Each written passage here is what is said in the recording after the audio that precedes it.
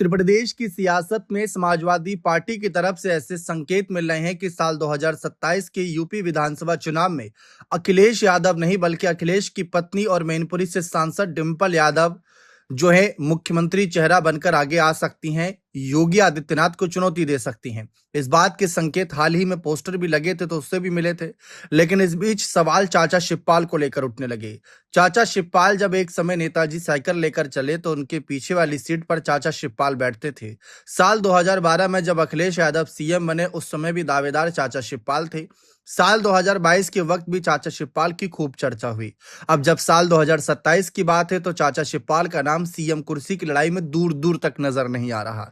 नेता प्रतिपक्ष बनाने की जब बात आई थी तो अखिलेश ने चाचा शिवपाल पर नहीं बल्कि माता प्रसाद पांडे पर यानी माता बाबा पर भरोसा जताया था। तो यानी चाचा शिवपाल की कहीं ना कहीं अनदेखी हो रही है।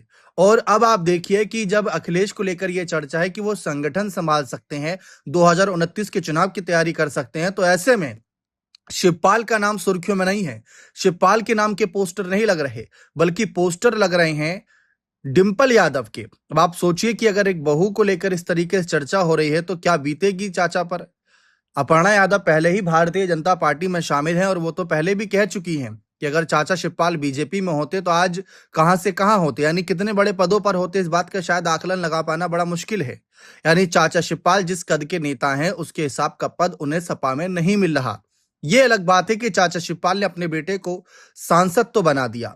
अब बहुत सारे लोग ये चर्चा कर रहे हैं कि अगर अखिलेश को इतनी ही संगठन की फिक्र है तो चाचा शिवपाल के हाथ में संगठन की कमान सौंप दें और खुद सीएम चेहरा बन जाएं। डिंपल यादव का नाम कहां से आया? चाचा शिवपाल को लेकर चर्चाएं खूब हो रही हैं कि अगर ऐसा ही चलता रहा तो कहीं वह भी अपर्णा यादव की तरह बीजेपी में शामिल ना हो जाए। क्योंकि हाल ही में अखिलेश ने एक बहुत बड़ी बात कही थी कि परिवारवाद का अपना भी फायदा है कि पार्टी टूटती नहीं है इससे जल्दी, परिवार के लोग एकजुट होकर चलते हैं। लेकिन राजनीति है, यहाँ पर अच्छे अच्छे परिवारों को टूटते अलग होते देखा, एक दूसरे के खिलाफ लड़ते देखा है। परस्पर बनाकर चाचा शिवपाल पहले भी इस बात को लेकर अपनी बात रख चुके हैं। लेकिन चाचा शिवपाल का यह भी मानना रहा है समय समय पर कि बीजेपी में जाओ तो कुछ फायदा होने वाला नहीं है, वहां पर यूज्ड एंड थ्रो वाली राजनीति होती है, आपका इस्तेमाल होगा फिर आपको साइड कर दिया जाएगा।